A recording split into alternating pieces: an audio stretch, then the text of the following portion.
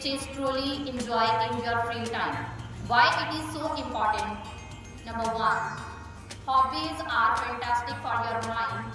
Your mind goes for a quick vacation, which helps you come back to school and feeling refreshed and ready to learn.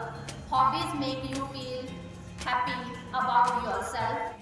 A giraffe's tongue is about 45 centimeters long and is dark purple to protect it sunburn. Number 2, a crocodile can go months without eating as their metabolism is very slow.